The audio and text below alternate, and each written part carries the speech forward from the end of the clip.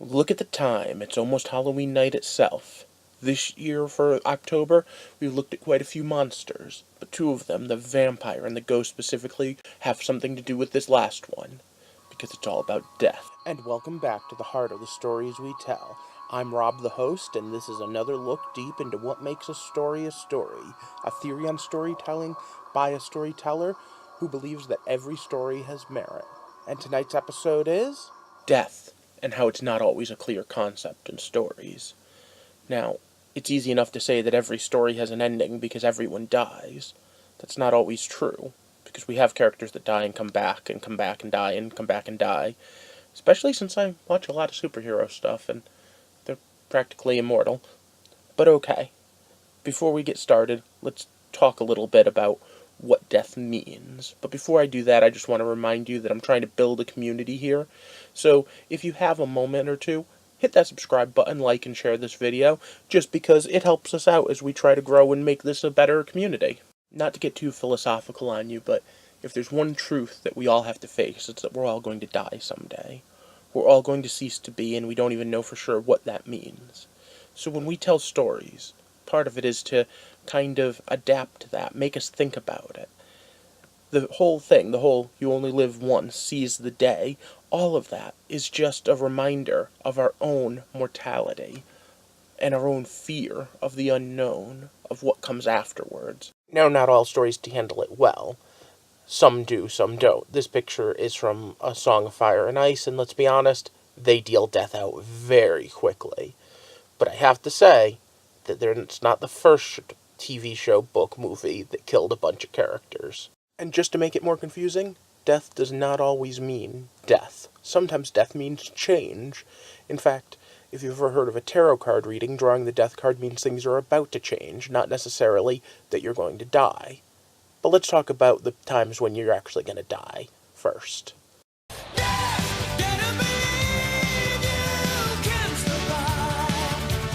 So death, when it's actually death, is all about making changes to your story, about showing consequences. Like I said when I talked about raising the stakes in stories.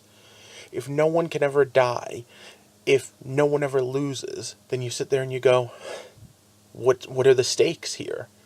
Now, of course, not every story has to be life or death, but some of them, when they bring characters back from the dead repeatedly, do kind of undermine that. I mean, really, once you realize that Bobby's back, is there anyone that could be killed? Now, George R.R. Martin made famous the fact that he has no problem killing even main characters. Ned Stark was by and far the most important first character in the first book. He still has more point of view chapters than some other characters who have appeared since the first book. To be fair, though, death is pretty random in the real world. You don't die heroic deaths most times. You don't die ones that are climactic. A lot of people just get sick and pass away or get hit by a car. And I'm not trying to make light of any of that, because at the end of the day, death's a pretty equal opportunity bastard. Now, the idea of these deaths, though, matter, or at least they should, for the story. If you're reading a story, writing a story, watching a story play out on TV, you want those deaths to matter a lot more than random. Death is the final curtain call for the character normally. It's ending their story, and sometimes those endings come very abruptly, like in Game of Thrones. Other times, like more in Harry Potter, they come at the end of the story. And sometimes you don't get to see the character die. Sometimes the story ends, and that's fine. But there's another way of looking at death. Specifically, what about when death is used as a metaphor, maybe even for life itself?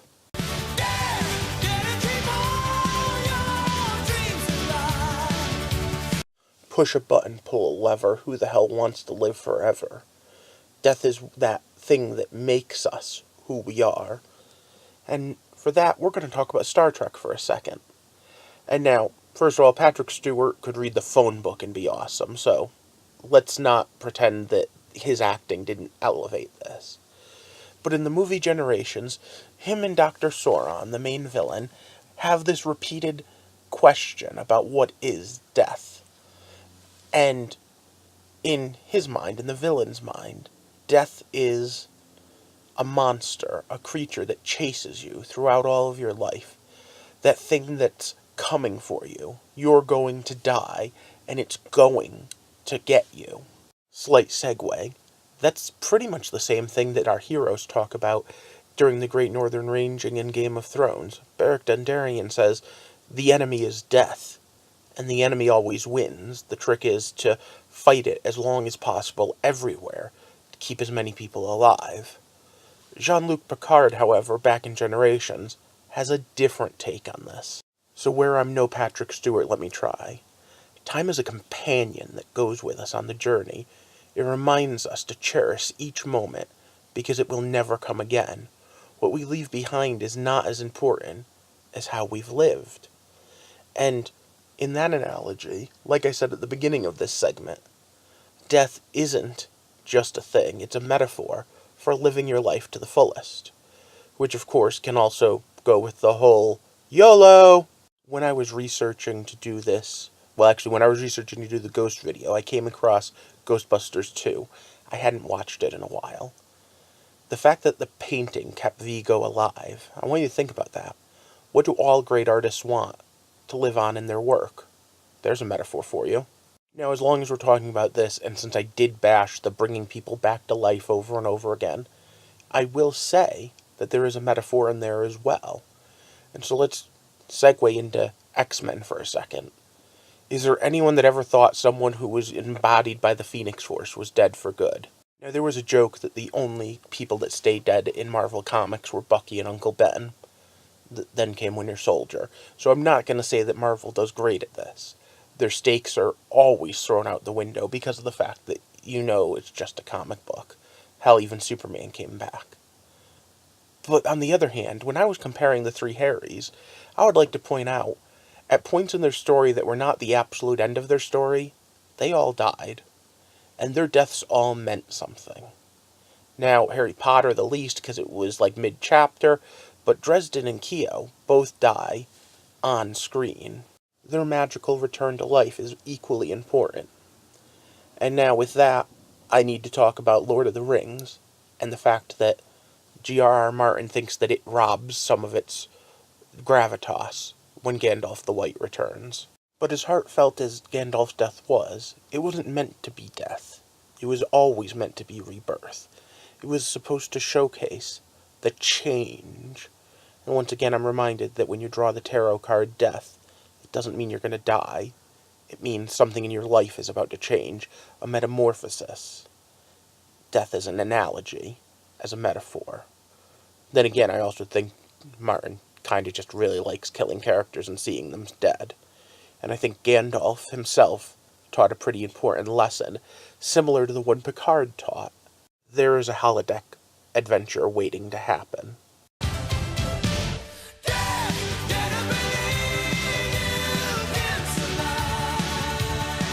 So as we approach All Hallows Eve this year, when the veil is thinnest between the world of the living and the dead, think about what death means to you, in stories and in real life. Do you believe that there are creatures of the night that can come back from the dead, immortals that can live forever? Or do you believe that we're just nothing but dust in the wind? Do you believe that our stories are how we become immortal, our art, our pieces like it? And most importantly, what do you want to believe, even if it is not what you do? And then let me know down in the comment section what you thought of this. And if you liked this in-depth look at why we tell death stories, hit that like button and share this video. Kind of sounds kind of weird being all upbeat right now after touching on such a dark topic. But if this is your first time here, hit the subscribe button and enable alerts. I'm trying to build a community here. One where we can talk in-depthly about the philosophy of stories, about the thoughts of stories, and maybe even just enjoy a good story or two. And if that sounds up your alley, then come join us. Let's talk it out, while we walk through the heart of the stories we tell. And happy Halloween.